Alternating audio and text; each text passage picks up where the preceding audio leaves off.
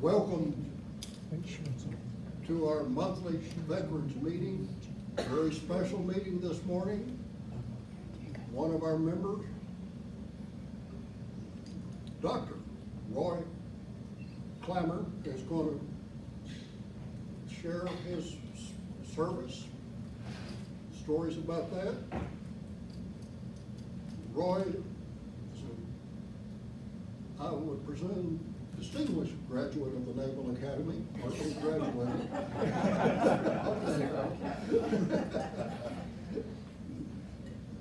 He went to the riverboats, and after that, riverboats in Vietnam. After that, he's worked many years at Walter Reed Hospital,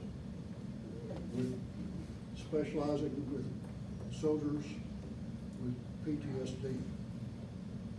So I'm not going to take up any more of your time. I've introduced Roy, and here's Roy.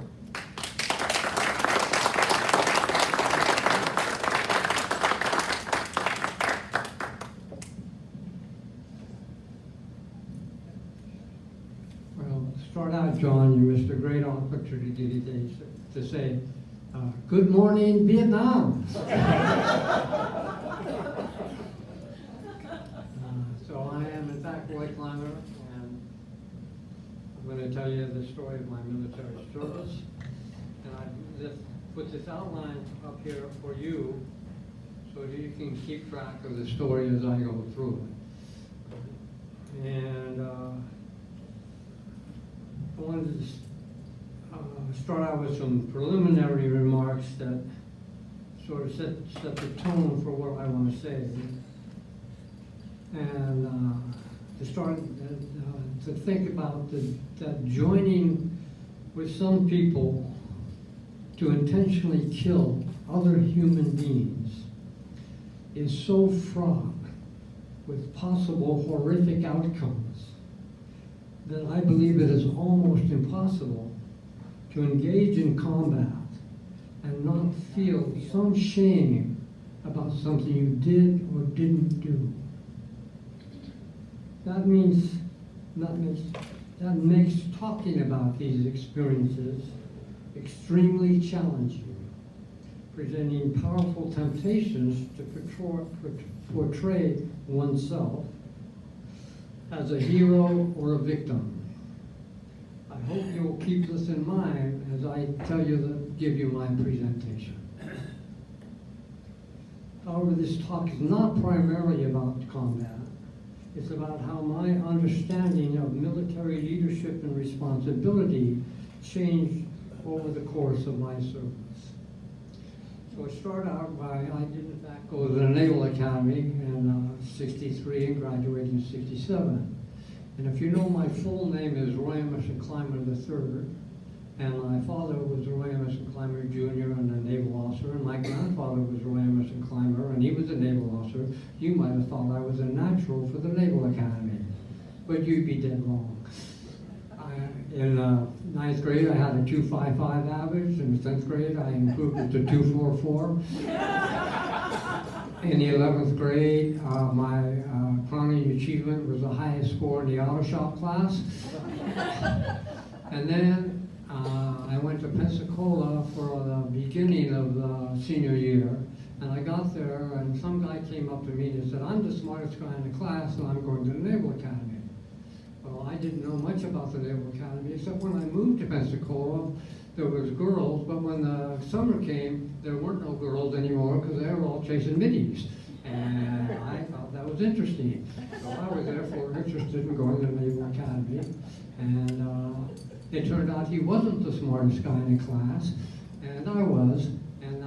But he led me to go ahead and try and get in the academy, which I did by getting a presidential appointment, which is where sons and daughters, sons at that time, of military personnel could apply for admission, and I put myself down on there, and I was 183rd on the list or something like that, from which they took 75.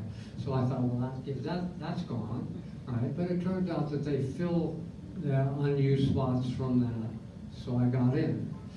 And that began the gung-ho part of the story. I was very gung-ho. I had a bit of a rocky going at the Naval Academy, but I graduated with distinction, and I was nominated for a ship handling prize and a YP leadership and operations prize. Didn't get any of them, but I was honored to get those. And then I went to the fleet, where the whole point of that was that your class standing determines what billet you get to choose when you get out, when you're going to go through your regular service.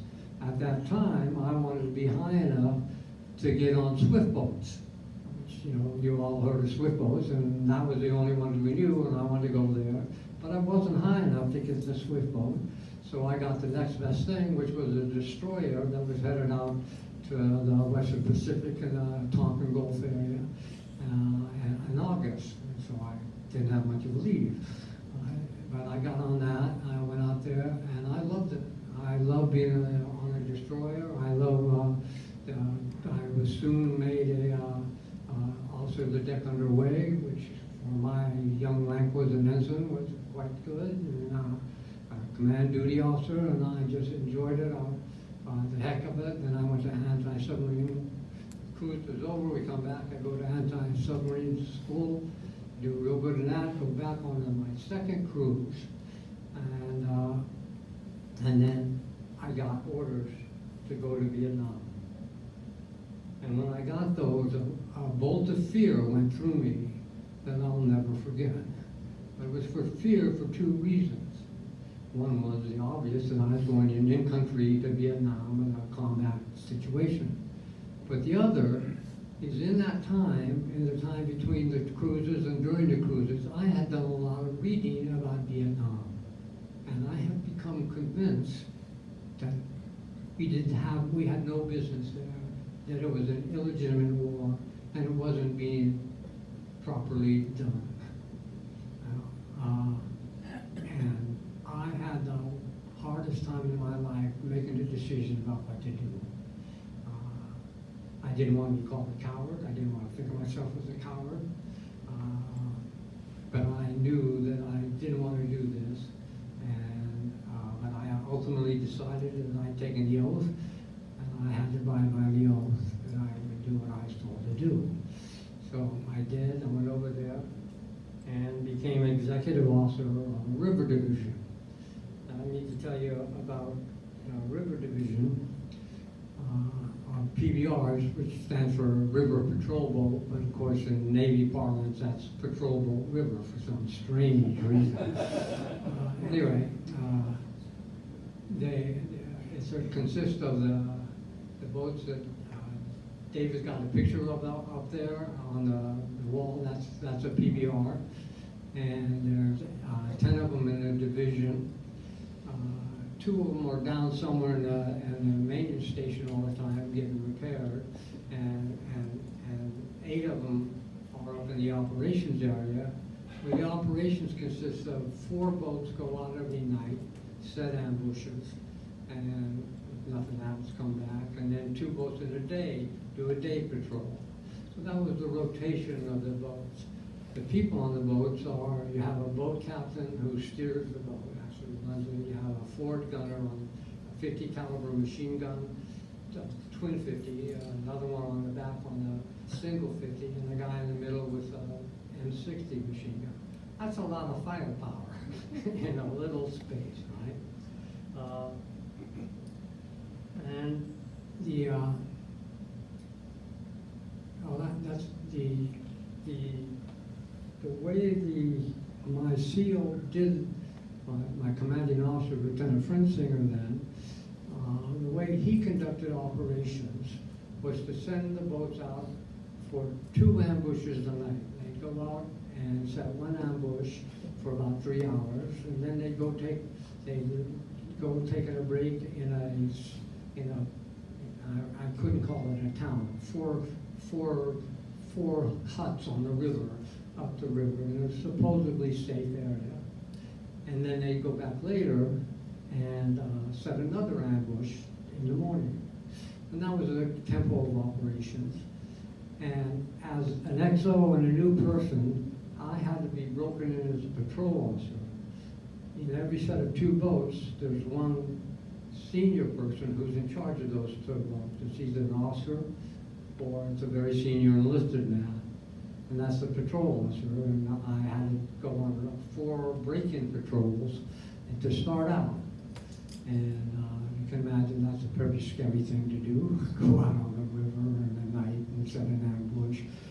It's hard to describe. The rivers are 100 feet wide maybe, and it's covered with bushes everywhere.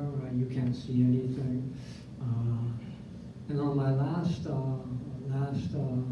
break-in patrol, we got ambushed, and I wanted to try and describe the utter terror of an automatic weapon fire coming to you, and you know, not with your mind, not with your feeling, but with your entire body, that you could not exist at any second, right? And that's what you then had to face the next time you went out on patrol. If you survive, which fortunately I do, I would be here to tell the story. So, that's such an element of war that's not frequently mentioned, and I want to say something about it. So, after that, and a couple other patrols, after another firefight, 4th, an E4, petty officer, 3rd class, lowest ranking guy in the entire division, comes up to me, but he's also very respected because he was the best gunner in the division. He comes up to me, and I want to let you know the division's secret. We got to deal with the Viet Cong. They don't mess with me, they don't mess with us, and we don't mess with them. Well, that's a troubling thing, isn't it? That's collaboration. That's a capital offense in wartime. I don't know what to make of this, but I think I'm pretty sure why I knew, because you don't have to make it, you don't have to talk to the Viet Cong or sign a piece of paper. All you have to do is establish a pattern, and they'll use your pattern to do what they want. And we had established a pattern. Boats go on an ambush, go away, river's theirs for 2 or 3 hours, and then the boats come back. That's why we never stopped a crossing, never saw any action at all. So I go to my commanding officer with my concern about this. But this is my commanding officer's policy, and I tell him my concerns, and he says, well, he had been there longer than me. It was my first introduction to what I would call, I came to call combat inertia. And combat inertia means if you're still alive, you must be doing the right thing, and therefore you will not change it. And anything you try to change is hell on wheels to get it changed, right? And he's a commanding officer. I had no reason to distrust him. I had a great deal of respect for him. So that was that, right? And that's how it stood until Nixon invaded Cambodia. And when Nixon invaded Cambodia, I tried to get a map of this, but it was too hard to get one good. But there was 2 rivers called the Vam Co Dong and the Vam Co Te on either side of the Parrot's Beak, where Cambodia comes into a point pointing right at Saigon. And that's where a lot of munitions and personnel and all kinds of things came through there, and our job was to interdict those on those 2 rivers, right? So what happened is all the forces moved from the east to the west to go into Cambodia and raise trouble up there. The result was that my division was split in 2. I was left in the original base, what was called Ben Kao, and I stayed there with 4 boats. The commanding officer went to a base south of me, and he took 4 boats there, and he ran operations there. Well, I saw my opportunity then, and I went up to the patrol officers and said, listen, this is too dangerous. We are handing those guys our lives. when we send those boats out there, then anytime they want to, they could kill us in that, and that's 16 guys would be killed if they wanted to ambush those boats. Inertia, combat inertia, I couldn't convince them. I had to change to one full night ambush. Now that turned out to be, which was fairly common in the rest of the Vietnam and boat. So I had some backing for what I wanted to do. But because I wasn't in command of the whole division, only in control of these 4 boats, I didn't think I was wise to, to order them to do that. I wanted to win them to my way of thinking. Well, it was a little bit long while later, one of the patrol officers took it upon himself to look into things around where the boats were, and he came back after the patrol with a 155 millimeter shell. Any Army guys in here? That's a pretty big shell, right? And it was underneath where the boats were with the wires there.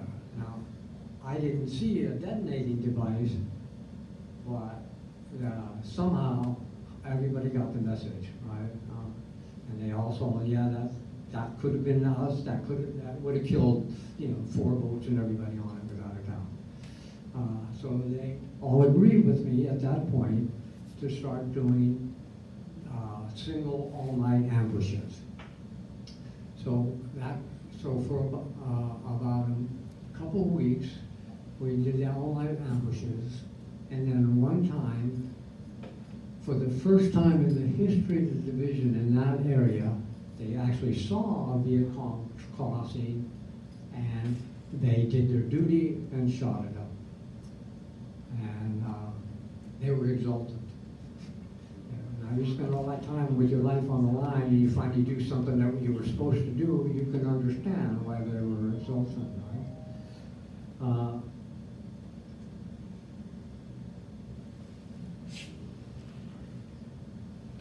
However, they were correct about the deal, and the Viet Cong did not like that. And shortly after that, about a couple weeks later, boats went out on patrol from my base, got ambushed by the Viet Cong from a place they'd never ambushed us from before, where I had a little hill, that they shot down on the boats, and they killed one of my men and injured several others that needed dust off, and didn't return. And that's when all hell broke loose, is how I describe that. For the next several weeks, I don't know how long, I can't remember when I got out of there, but there was frequent ambushes, firefights, people, nobody else was killed, but people wounded. The area became the hottest area in Vietnam. I couldn't believe it, I was told this by multiple people. All kinds of support were sent up to us up there. They had Army, they had Navy SEALs come in, sweep the area. They had Vietnamese soldiers sweep the area. I'm trying to remember all the other things here. One of the scariest things I ever saw was they found a bunch of guard dogs in, and these were German Shepherds that seemed twice the size of any German Shepherd I've ever seen in my life. I'm serious.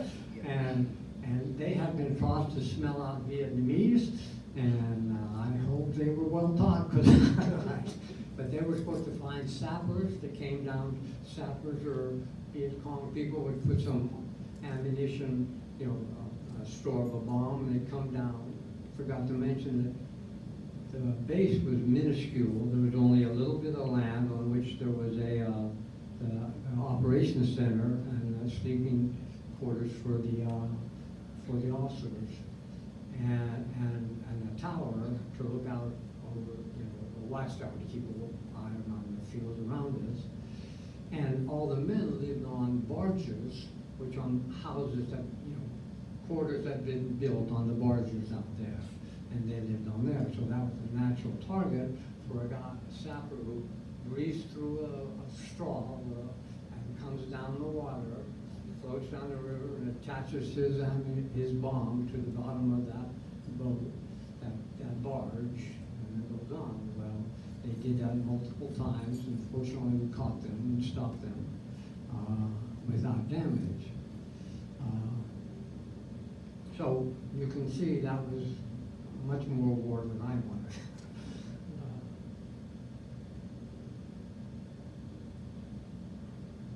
Anything on this?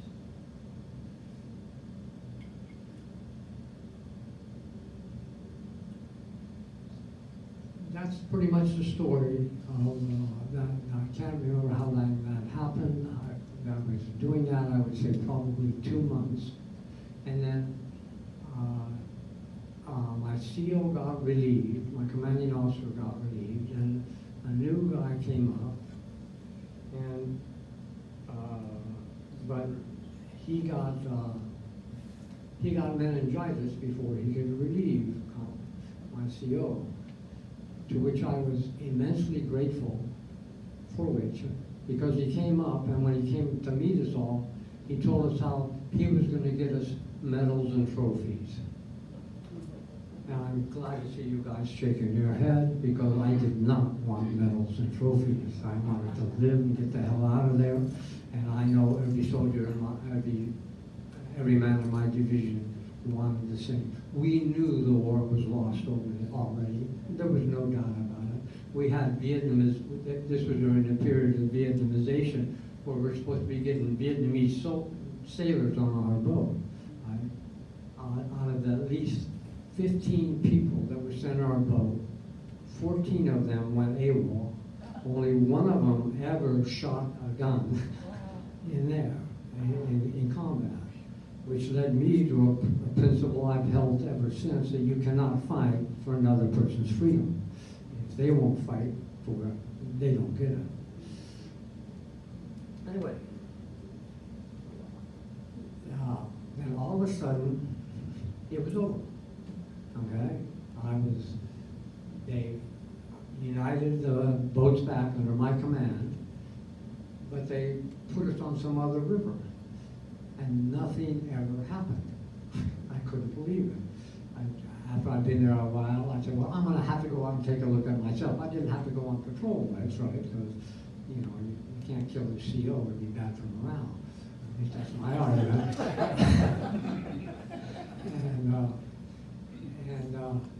And there was nothing.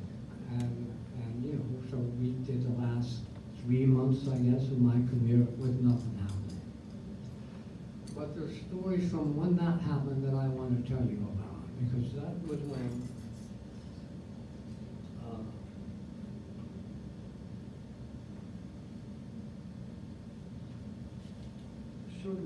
certain things happened that really changed my view of military leadership.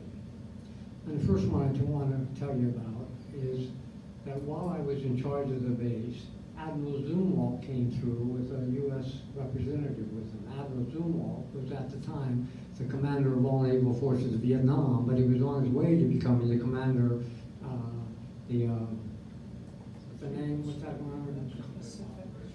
Chief of Naval Operations, that's right. He was 2 weeks away from leaving country and becoming Chief of Naval Operations. And I gave him a briefing, and I thought I did a good job, and told him what was happening, right? And then a couple days later, we heard that Admiral Zumwalt wanted to know the name of that lieutenant that gave him that briefing had been killed. Why? Well, it took us a while to find out why, and eventually he wanted to have my name because I had mentioned that because of the move of the troops to the west, there had been some time for air support for the helicopter. What the helicopters called? Gunships. Gunships. Yeah, but the ones that are armored, the ones that are whole purpose is shooting. I can't remember, but that's their whole purpose. Yeah. they come in after an area, after an incident, and they shoot up the area. And you also get artillery coming there, airplanes coming there, everybody shoots up that area after an incident. And I had said that those were a couple minutes delayed from how, before, because they were provided by an army base, about 5 miles away. And he took offense at that. And I wondered, hey, I thought the representative was supposed to know things. Anyway, that's the mileage. We've been a couple of them. These are difficult. On the Army-Navy game, at the day of the Army-Navy game, I mentioned there was an Army base about 10 miles away, and they provided us air support and Army soldiers. On the day of the Army-Navy game, a helicopter came over our base, a two-man small helicopter, dropping leaflets saying, "Go Army, beat Navy." Except the helicopter crashed and killed the 2 people aboard after the base. The horror. One of the questions I'll raise later, but that's another situation of many, but just I want to tell you a few of these, is that there was another, I think before the stuff hit the fan where we were, there was another riverboat division about 10 kilometers down the river.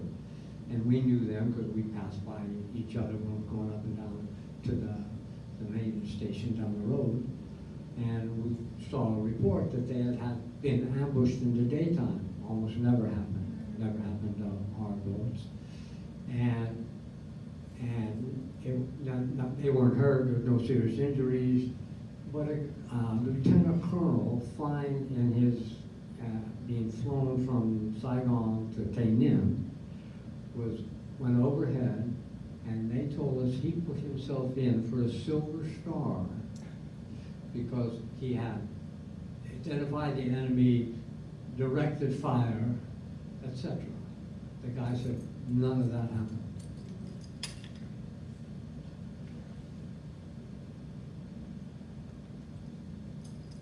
One more, and in my mind the most grievous, was one of the things that one of the supports that they sent out to us was what we call the heavy boat. Unlike our boats, which were light and fast, this was like a small landing craft like Dunkirk and all that, but it was armored all around the outside, had a mortar in the middle, and its purpose, mainly what it did up there for us, was daytime ops, fill it with troops and insert them somewhere in the, and they do a sweep and then they take them back. But one time, when it was empty though, coming back, it was ambushed in the day, which was the only time there was a day ambush. Got hit by a mortar, by a B-40 rocket. And one of my patrols was out there, first class petty officer, was out there, and he was a patrol officer. He came up to rescue them. The lieutenant on the boat had completely freaked out, was yelling at him, get away, it's going to explode, got away. Right? He said, shut up and sit down. This is a petty officer first class talking to a lieutenant. Right? Him and another third class petty officer went aboard the boat. They found one of the sailors, the engine room, that crew had left. They picked him up, they put him on the PBR. The first class steered the boat to the shore and beached it over there so it wouldn't block the river and we would lose access to the river. The third class petty officer got his kiddie fire extinguisher there in the boat and was putting out the fire of the ammunition that's all around that. I put them in for a Silver Star. A little later, that lieutenant came up to me and told me he was under authority, but not under my command, because I was, the AO, CEO of the AO. He put himself in for a Silver Star, him and his men. And, I was appalled,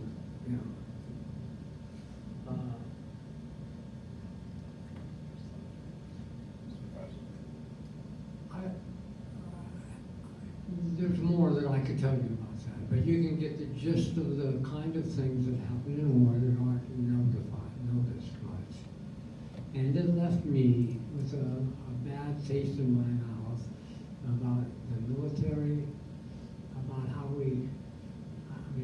this was not isolated incidents. I was troubled by the Army there. The Army, I thought, was openly contemptuous of their enlisted men. I saw it on many occasions. And when I talked about this with other people, I think there's a huge difference in the Army and the Navy. Because in the Navy, you're on a ship. And if that ship goes down, you're all going to be in trouble. But in the Army, the officers tend to be more in the rear and lower ranked people are in the front, so they aren't assured of the same fate in that way, right? Anyway, this is why after that, I wouldn't stand for a national anthem anymore. I felt that these people, by the actions of these and more, had dishonored what we were doing there, dishonored military service. And as a result, I refused my end of tour award that was routinely granted when you finished the end of tour. They were tarnished, in my view, and I didn't want one. Now, fortunately, my story doesn't end there.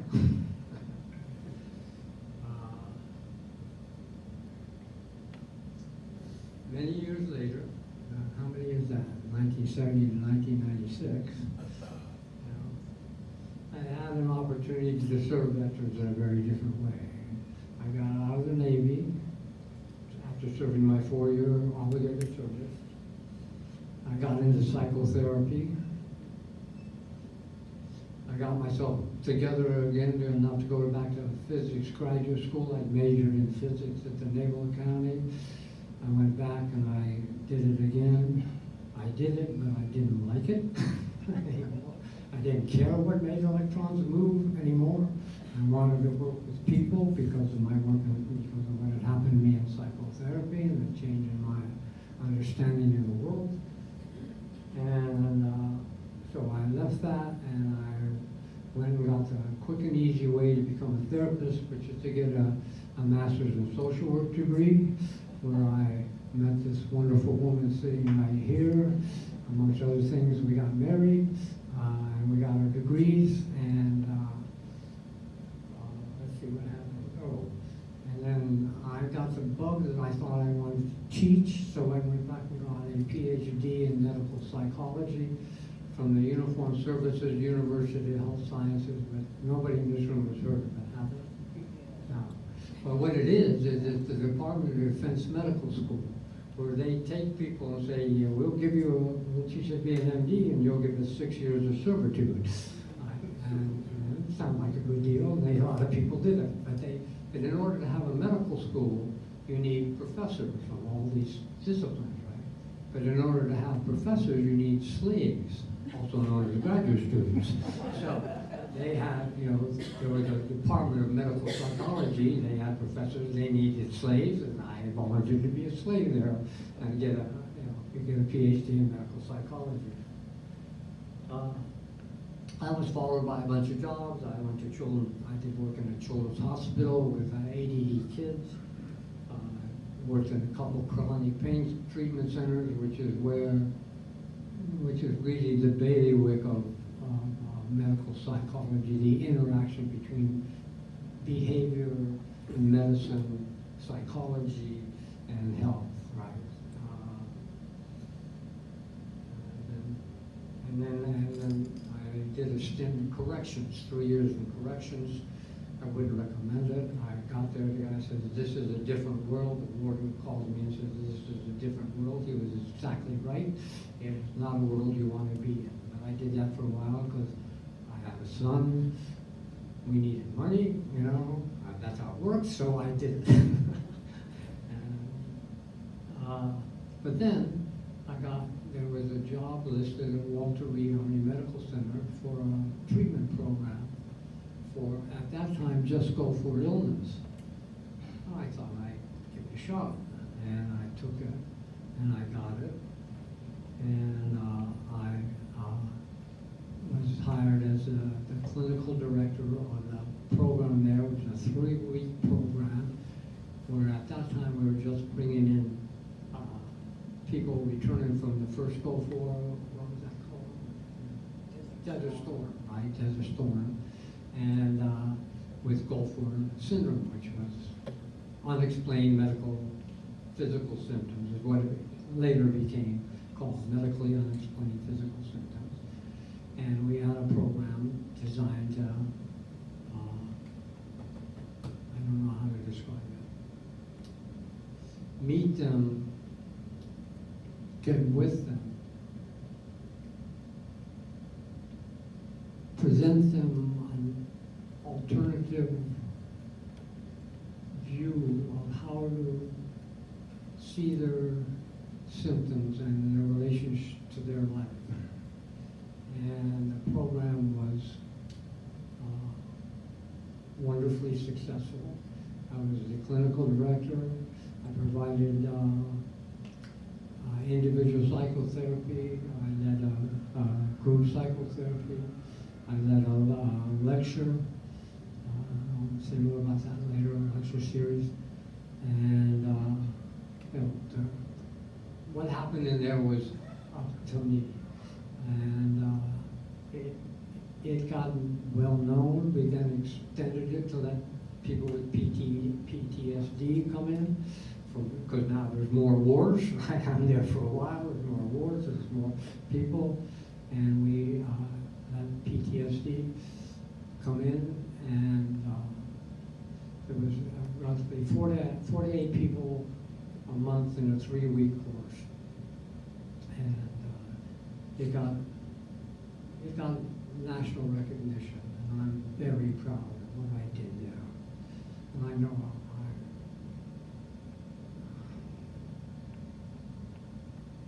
I was the right man for that job.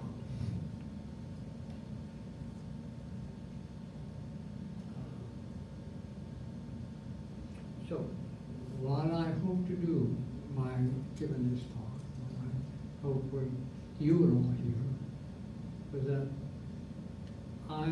my wish would be that we would make more room for the entirety of veterans' experience. And we don't see them as simply self-sacrificing, stoic heroes, right? That they're humans just like all of us struggling with a god-awful situation. And there's probably no right way to do that. No best way. That went faster than I thought. Any questions? Okay, do we have a question thing? Do we have a mic? Hold on, I can. There should be another one. Again? There should be another one.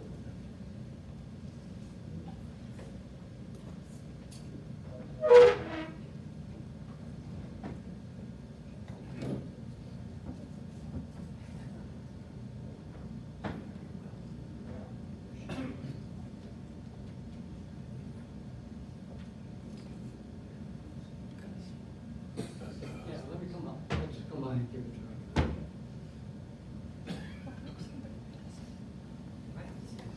I just had a question about the Seagrams and what you thought, if anything, what they were worth. Lance is asking about the Zoom off grants.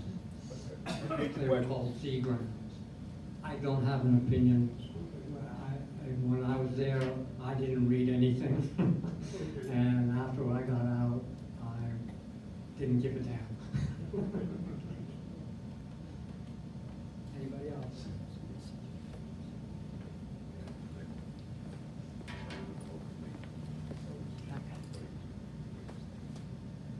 Just from what you said, living in that era, I did not go to Vietnam. I experienced one of two things that you did, which was fear of going to a war and getting killed. I didn't have the mental or emotional wherewithal to evaluate it properly then. Later on I did. So that's significant that you were able to do that. The other thing is you've worked with so many guys, it sounds like, that had PTSD. Do you think you had PTSD after what you went through?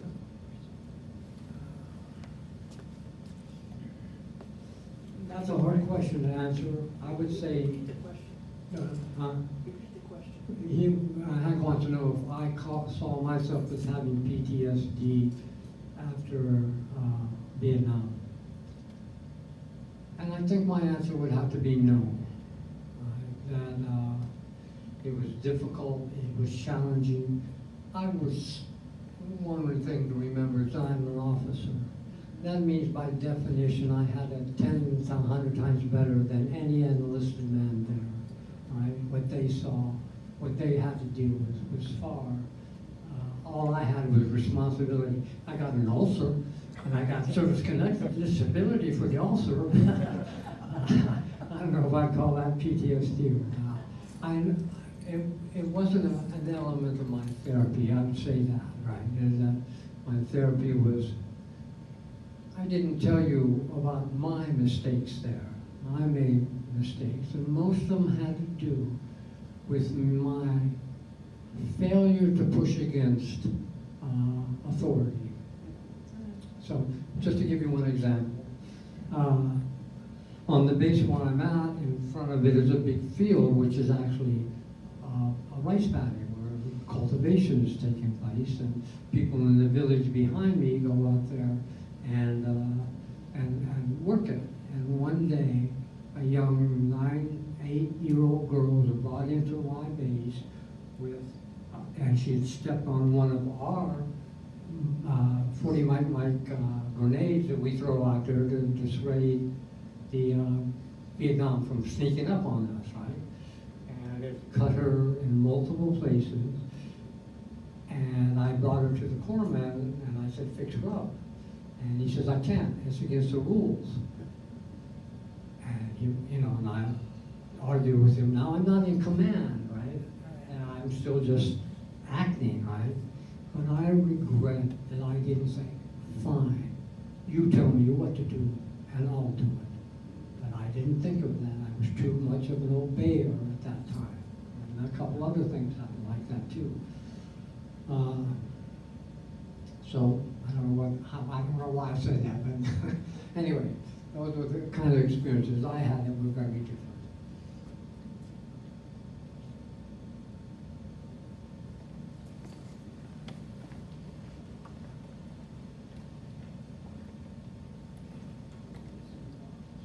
You mentioned that your dad and grandfather were able people. You must have talked to them about your experience. No?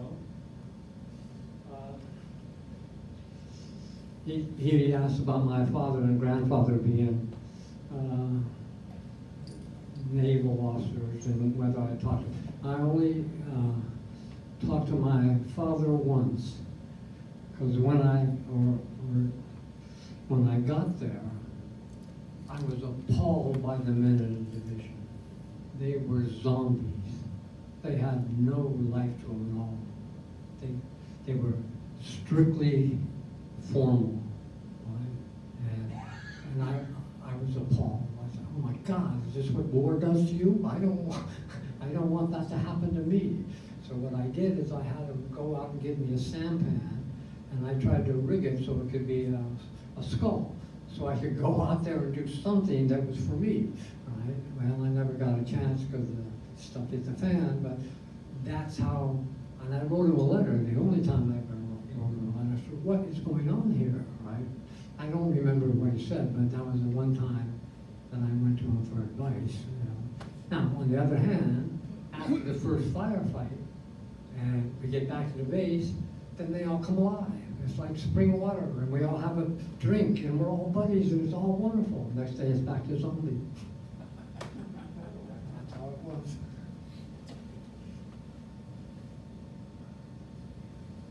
What years were you there? Good question. Let's see. Repeat the question. 60, 71. Yeah, what No, year? right up there. Yeah, 69 to 70, right? Or, yeah, October 69 to October 70.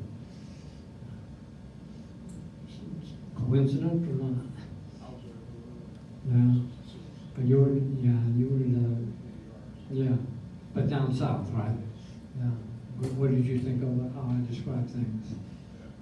Scary.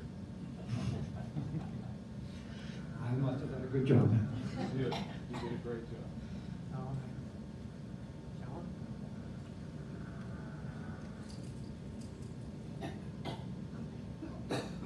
I want to thank Roy Clymer for coming.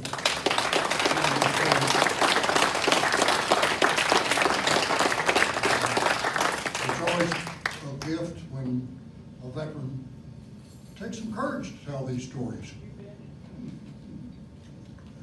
And I also want to thank the residents that came that aren't members of the veterans group here.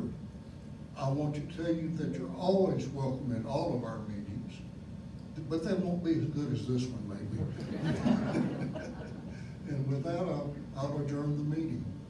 Thank you for coming. Thank you, John.